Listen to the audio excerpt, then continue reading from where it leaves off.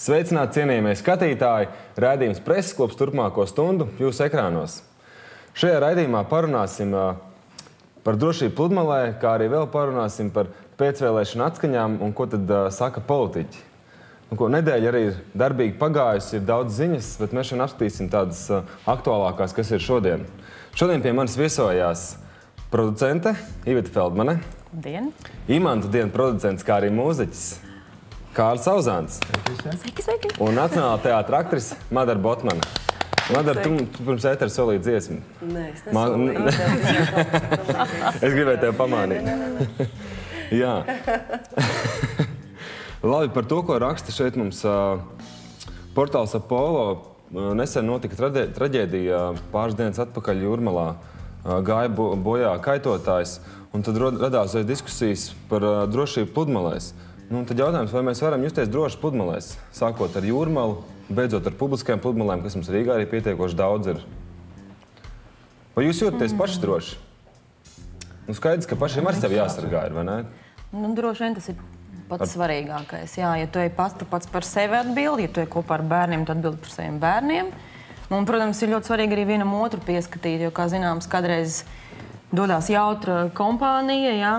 Jautrā kompānijā, teiksim, esam, es nezinu, 5-6, tad arī visu laiku pārskaitamies, vai esam 5-6. Tā es varbūt drusku tā dramatizēju, bet, jā, tas jau arī atkarīgs, ko mēs darām pludmalē. No tā jau arī, ja mēs atpūšamies vienkārši, tad tā drošība ir viena, bet ja mēs nodarbojamies tiešām ar kaut kādu ekstrēmo sporta veidu vai vienkārši kaut kādu sporta veidu, tad parādās kaut kāds traumu procents, kas varētu būt.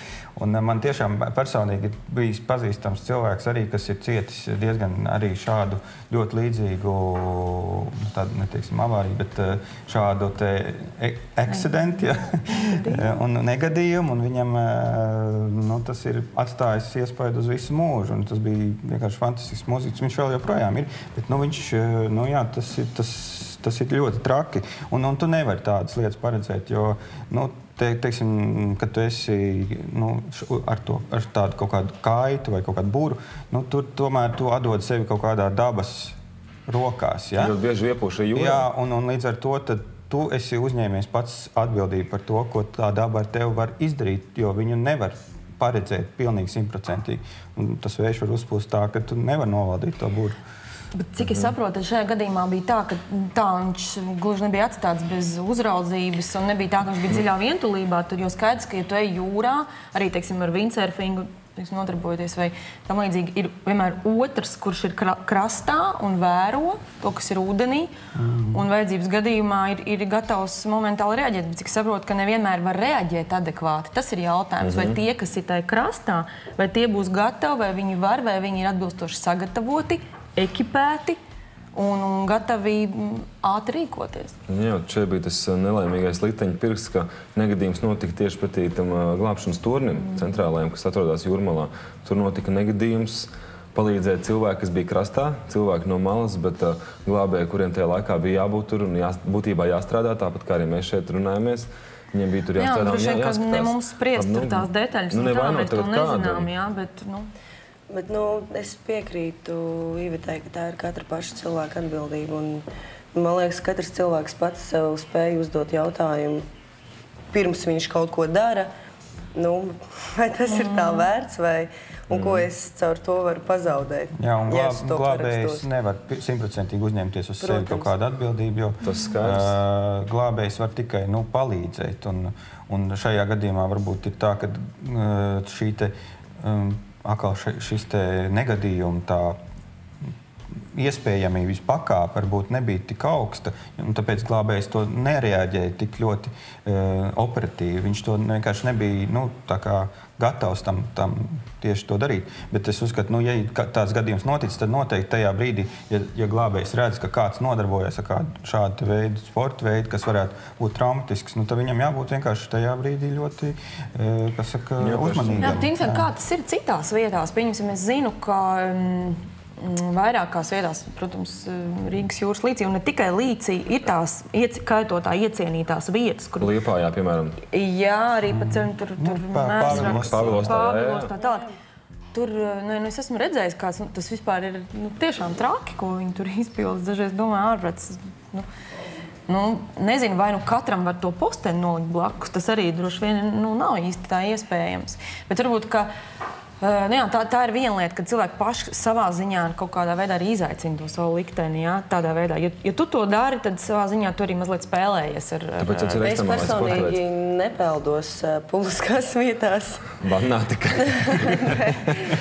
Aizliekās. Slēgtās pludmalēs. Es peldos tur, kur es peldos. Jā, to neteiks. Baseinā, jā? Ne tikai baseinā. Lūk, un tajā brīdī, kad es eju ūdenī, es tā kā, taču katram cilvēkam ir kaut kas tajā galvā, un viņš spēj saprast, vai tur ir droši iet, vai tur nav droši iet. Tu pārbaudi kaut kā pirms tam, kā tu... Es redzu, es domāju. Un ja es neredzu, ka es tur varu ieiet, tad es tur nemaz neeju. Un es atrodu vietu, kur es varu skaisti nopeldēties un izbaudīt šo procesu. Kādās karjerās, kur neviens nav, vai ne? Jā. Bet, Ko dari? Nekad.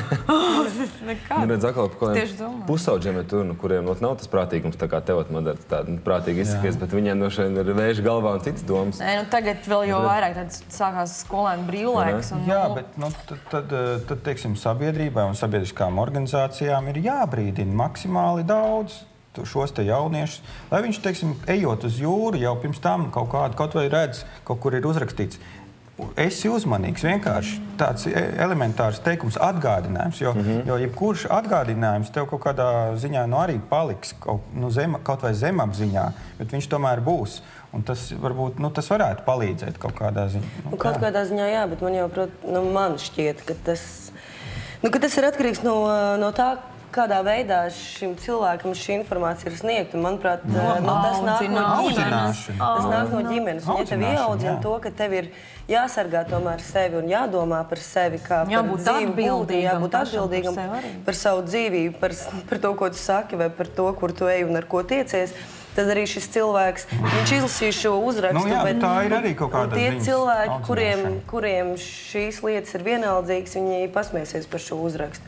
Varbūt es ļoti ceru, ka kaut kur zemapziņā iesaistos, es uzmanīgs, bet uz cigarešu paciņām arī ir rakstīts smēķēt. Bet šādi uzraksti ir, starp citu, Jūrmalās es ievēroju, šī uzraksti ir, pie peldvietām. Tā kā, jā, pat to tieši tāpēc, jo vairāk būs skaistas, labi iekoptas, labi aprīkotas peldvietas, drošas, jo tas, protams, process ir labāks. Man liekas, ka lielāks risks ir ar tādām, nezināmām vietām. Tur minējāt, kaut kādu tur karjeru dīķis, tur kaut kāds, nezinu kas. Tās karjeras vecās kaut kādas, tur ļoti daudz brauc peldēties. Tas ir diezgan. Jā, bet pavisam tā pludmalē runājot vēl, ļoti daudzām ir tie zilie karogi saucamie, kas starptautiski novērtēta pludmale, ka tur ir gan vieta, kur pārģērbties, sakopts, tīrs un tā tālāk.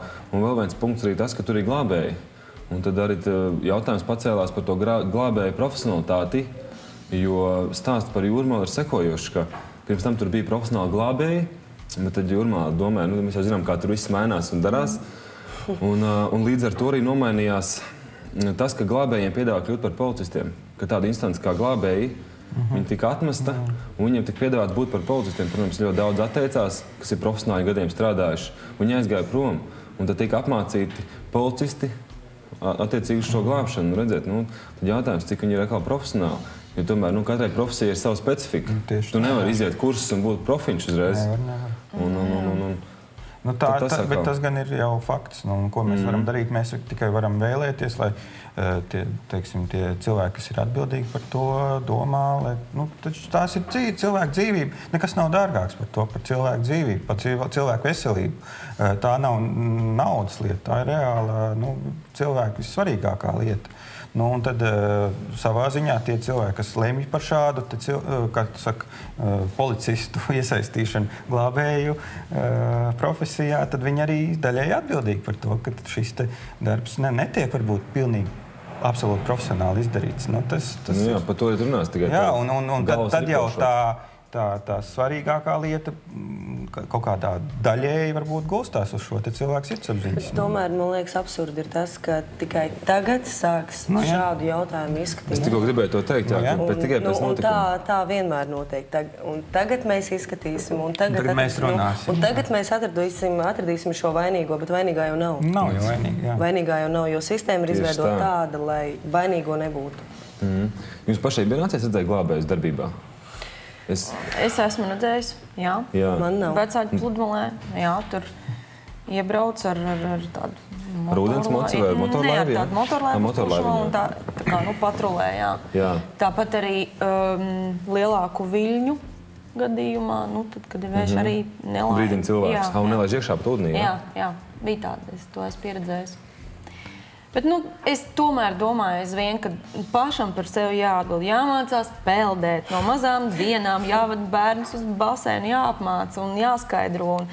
Un pašam sevi jāsargā, un tas ir ļoti, ļoti nopietni. Es domāju, ka īstenībā graujoši Latvijā ir katru gadu slīkst gan bērni, gan pieaugšie, gan profesionāļi slīkst arī. Tā ir pārgalvība, absolūti. Ko gribēju pajautāt, ļoti populārs kļūst šīs pilsētas pludmales. Rīgā vien ir jau kaut kādas 4, laikam, vai 5, gan pie Manšas tilta, gan Lucavslā un tā tālāk. Un tur arī ir bērni daudz, visi skolas brīvlaikā tagad brauks un daudzīsies tur. Šādās vietās arī nevajag kaut kādas cilvēks, kas tur pieskatīt. Tur ir, jā? Es nezinu. Vismaz tādās vietās būtu jābūt, jo vairāk cilvēki apgrozās šādā te, kur ir ļoti daudz, potenciāli daudz tie peldētāji un it sevišķi bērni, kuriem viegli nokļūt līdz tādai vietai pat bez vecākiem. Un es domāju, ka tam noteikti jābūt pieskatītam. Es zinu par vietu pie Ķīšezera, piemēram. Tur es apgrozos biežāk, jā, tur arī jau esmu atklājis peldu sezonu. Tur diezgan normāli var peldēties.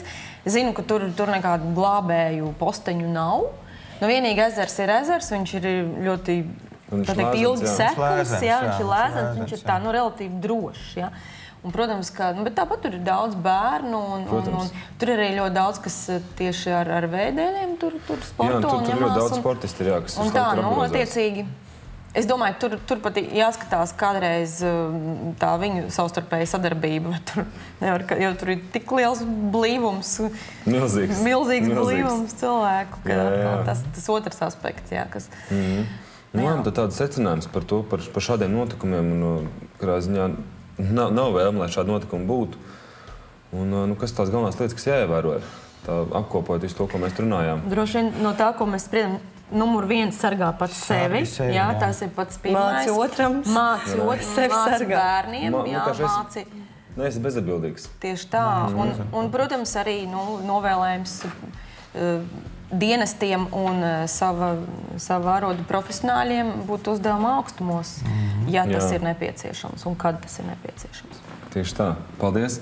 Labi, portāls Latvijas sabiedrisko mediju arī raksta par vēlēšanām, par tām atbalstīm, kas ir pēc vēlēšanām.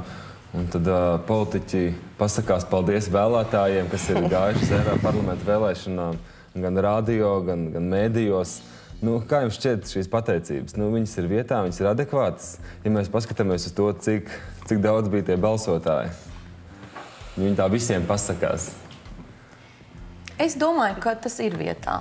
Es negribētu ironizēt par to, jo, manuprāt, ka arī tie bija 30% no balss tiesīgajiem, kas tomēr saņēmās un izpildīja savu pilsoņu pienākumu un šajā skaistajā, karstajā, saulēnajā dienā palika savā dzīvesvietā un piesaistīti savai dzīvesvietai, vai arī speciāli devās turp un atbrauc no, daļu savas brīvdienas tam ziedoja. Es domāju, ka katrs viens arī ir pelnījis to pateicību, tāpēc es negribētu par to tā iesmaidīt. Man liekas, ka tas ir adekvāti un pareizi. Cita lieta labi, protams, ka to arī dažādi var arī paskatīties uz to no tāda ironiska viedokļa. Varbūt tajā sakarā, ka es pieņemu, ka šāda pateicība jau bija sagatavota vēl pirms vēlēšanām. Tā kā, nekas jau tā vienas dienas laikā netop. Jā, bet būt pateicīgam un būt pieklājīgam un būt tolerantam, tas nekas slikts nav. Tas tiešām, kā Ivets saka, tas tikai liecina par to, ka mums visiem tā vajadzētu vienam pret otru. Jo vairāk mēs to darīsim, jo mēs vairāk viens otru cienīsim. Un, protams, kad tā galvenā pateicība būs jau nākotnē, kad būs tie kaut kādi reālie darbi darīti un kad tas cilvēks varēs atnākt un teikt, es esmu bijis Eiropas parlamentā un es esmu kaut ko arī izdarījis savas valsts labā, savu iedzīvotāju labā. Un tā būs tā īstā, reālā, bet tāda, tīri tāda kulturālā pateicība arī, tas, man liekas, ir arī ļoti atbalstāms. Un nevienmēr vajag to uztvert kā tādu kaut kādu, caur tādu melnu prizmu. Ka tā ir manipulēšana. Ok, šajā brīdī viņš varbūt iekaro kaut kādas simpātijas, bet viņš to dara, tāpat, viņš to dara. Tas ir labāk nekā viņš to nedara. Jā. Vēl jautājums, viņiem ir pamats priecāties par rezultātiem politiķiem? Redz, kā vienotība pat ir pilnīgi pārsteigta par 4 vietām. Viņi to pat nav gaidījuši. Es domāju, ka par pasivitāti, vēlētāju pasivitāti bija vērojama visā Eiropā. Ja? Un jau par to runāja jau pirms, ka tā nav tikai Latvijas kaut kāda unikāla situācija. Es domāju, tur jau daudz ir publiskajā telpā runāts par to, ka varbūt vajadzēja pārskatīt, ka vajadzēja ļaut brīvāk izvēlēties šīs te balsošanas vietas un tā, ka tas lielā mērā varbūt ierobežoja to iespēju nobalsot, jo tas bija piesaistīts tavai deklarētajai dzīves. Tas ierobežoja. Jo, ja tu atradies tajā brīvdienā, pieņemsim, laukos vai ciemos kaut kur, tad tu nevari. Es domāju, ka tur kaut kāds savs procents būtu bijis klāt. Ja, jo es nezinu, tā. No mana tāda loka, teiksim, ģimenes draugu un paziņu, visi zinu, ka ir gājuši un bija, un mēs par to runājām. Tā kā, es domāju, ka viss nav tik slikti nemaz. Jā. Nav tik melns, kā to mēdz mālēt. Jā, Madara, kā tev ar vēlēšanām? Tu esi uztuvojies jūs ar visu to, kas notika, visām tām peripētījām, sekoja līdzi? Es sekoju līdzi, bet es tā kā nevēlos to savu viedokli īpaši paust. Te bija žurnāls ar lielu reklāmu. Jā, par reklāmu runājot, tāpēc arī var piekrist tam, ka rezultāts ir tik labs, cik daudz ir ieguldīts uz darbiņš un tā naudiņa tajās reklāmās un visos plakātos. Tas ir pārsteidzoši, bet, kā jau mēs pirms tam vienojamies, ka tas tā nav. Un tas, man liekas, ka ļoti labs rādītājs Latvijas kontekstā. Jo parasti bija tā, ka jo labāka, krāšņāka, efektīgāka reklāma, jo balss sabirst viņa trauciņā. Jo vairāk konfliktu soli, jo labāk. Nē, tas arī liecina par to, ka tauta, sabiedrība kļūst mazliet gudrāka, un otrs tas, kad viņi tautai tas atmiņas ilgums ir kļuvis mazliet garāks. Jā, tas varētu būt tas viens no būtiskākiem. Tas iepriecina, ka mēs visi esam kļuvuši kaut kādā ziņā gudrāki, jo daudz cilvēku tomēr atcerās, kas tu esi bijis un ko tu esi darījis, un tikai tad viņi sāk vērtēt jau tavu to kampaņu un to jau piedāvājumu. Un es domāju, ka tā ir, ka tās kaut kādas varbūt tās neīstās lietas vai arī neprecīzās lietas tās nenostrādā perfekti. Tad, ja ar pliku reklāmu tautu vairs nevar paņemt. Un vēl viens par šīm vēlēšanām, tā kā nobeidzot nedaudz, nav tā, ka tie politiķi, viss tā elite augstākā, viņi ir ļoti atrauti no tautas, un tas ir viens no iemesliem, ka tā aktivitāte vēlēšanās ir tik maza? Tā jau ir bijusi mūžsena problēma. Bet tā mēs varam runāt par jebkuru profesiju, ne tikai par politiķiem. Tā mēs varam runāt arī par aktieriem un arī daudziem citiem. Aktieri reizēm arī ir tikpat ļoti atrauti no realitātes un tās īstenās dzīves, cik politiķi. Vienkārši ir jautājums par to, vai tu vēlies ieraudzīt to, kas tiešām notiek, vai nevēlies, un cik daudz tu sevi velti tam, lai to ieraudzītu. Man liekas, ka tas ir vienīgais jautājums, un tā globāli runājot, tavs darbs ir tavs darbs, un tavs brīvais laiks ir tavs brīvais laiks, un ja tavs brīvais laiks ir tik, cik viņš ir, tad tas jau normāli, ka tu nespēji ieraudzīt to dzīvi, kāda viņa reāli ir. Bet, protams, ka šāda problēma, manuprāt, pastāv, bet es nevaru nevienam cilvēkam teikt, šāda jautājuma dēļ. Tieši tā. Es arī domāju, ka tas ir jautājums par tevis paša iesaistīšanos šajos jautājumos. Vai tu patiešām, es nezinu, atver to internetu lapu, vai tu ieslēdz to televīzijas pārraidi un noklausies tās politiķu debates un tā. Ko nozīmē atrauc no tautas? Protams, ka viņi neienāks katrā mūsu mājā iekšā, un vai mums to vajag. Ja? Bet politiķiem nav jāveicina tā iesaistīšana kaut kādā veidā. Politiķiem jāveicina tikai uzticība, lai teiksim, tā sabiedrība viņiem uzticētos. Jo, ja sabiedrība tādā patiesā nozīmē uzticēsies politiķiem, tad mums nevajadzēs ar viņiem tik ļoti daudz to ciešo kontaktu, bet to uzticību ir jānopelna. Un tā nopelnīšana nav vienas dienas jautājums. Tā ir caur reāliem Tas nav darbiem. reklāmas Jā, jautājums. tas nav reklāmas. Kā Latvijā ir? Uzticās vai neuzticās? Es domāju, ka vēl neusticās. 30% kaut kāda, tad... Es domāju, ka vēl neusticās. Vēl tas laiks nav pienācis. Es domāju, ka mazliet, man šķiet, ka mēs drusku jaucam politiķis un personība.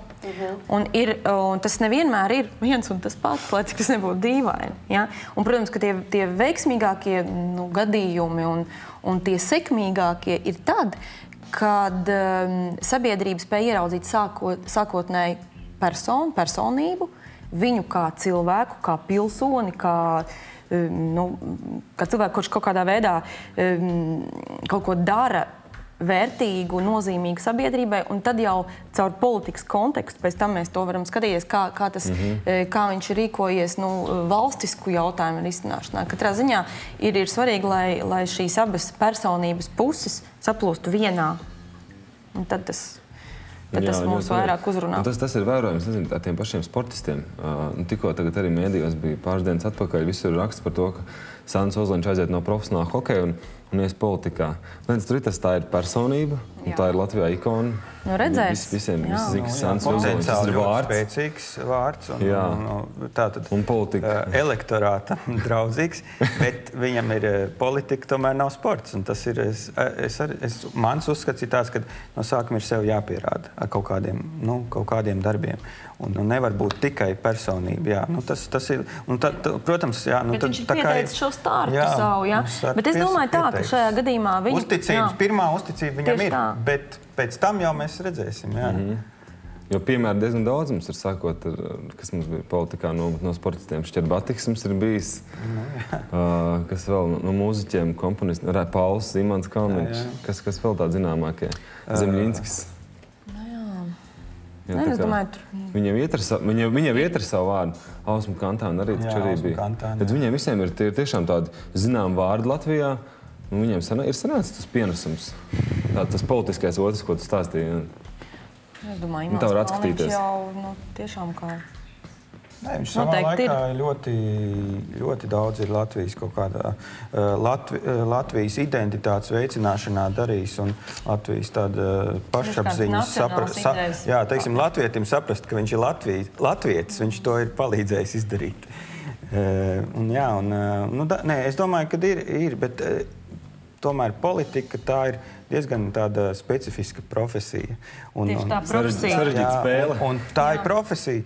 Un, ja jūs prasat manu viedokli, tad es uzskatu, ka par politiķi ir jāmācās un jābūt profesionālam politiķim. Nevis cilvēkam, kas ir profesionāls citā jomā, pēkšņi jāsāk nodarboties ar politiku, bet tur viņš īsti sanāk, ka nav profesionāls. Viņš to tā kā ņem savu, viņš iegūst tā kā jaunu arodu, bet šis arods ir jāapgūst. Un viņu nevar tā vienkārši uzreiz... Jā, bet tas politiskais spēks redz viņu kā tādu ideisku līderi šajā gadījumā, kā tādu ideoloģijas. Tas ir tāds jau, ja mēs skatāmies partijas tādā, jā. Katrā ziņā viņiem tas... Tā kā vienmēr redzās melnās maliņas, bet bieži vien politiskiem spēkiem ir vajadzīgs arī skaistas, labas sejas, kuras nolikt priekšgalā un uzrakstīt skaistu virsrakstu. Tā uzticības persona, jā. Vienā no iepriekšējiem raidījumiem Ietaugējums izveidotājs Raimonds Elbakens izteicās, ka šāds cilvēks vajag politikā, sākot ar sportistiem, beidzot ar mūziķiem, jo viņi tomēr savu lauciņu pārzina. Tad viņiem arī jānodarbojās ar to. Viņi var būt kā konsultatīvais. Gadījumā Ozoliņš, viņš ir arī galā biznesmens, jāsāksim ar to, ka viņam ir... Viņš ir izveidojis vairākus uzņēmumus un arī viņam... Tieši tā, un arī tas ir kaut kāds rādītājs galā. Viņš ir ilgus gadus bijis arī ārzemēs un redzējis šo ārzemju pieredzi, kas arī nav mazsvarīga galā, jā. Protams. Tā kā es domāju, ka, lai viņam veicas un vērosim. Skatīsimies, ko sadarīs. Labi, tad secinājums ir viens, ka ir jāiet balsot pirmkārtām skatītāji. Un drīz taču sakal ir nākamās vēlēšanas, rudenī, pavisam drīz. Un jāmācās no kļūdām, jābūt ir labai atmiņai, lai neuzkāptu tā paša grābekļa. Un tad jau viss būs kārtībā. Un labi, man te nākamais raksts ir žurnāls Astas. Parunāsim par mākslīgo skaistumu, bet ne tikai par cilvēku mākslīgo skaistumu, bet arī par dzīvnieku. Bet par to tad skatītāji otrajā daļā parunāsim par šo tēmu, kā arī vēl parunāsim par mītiem, kas ir saistībā ar velo braukšanu.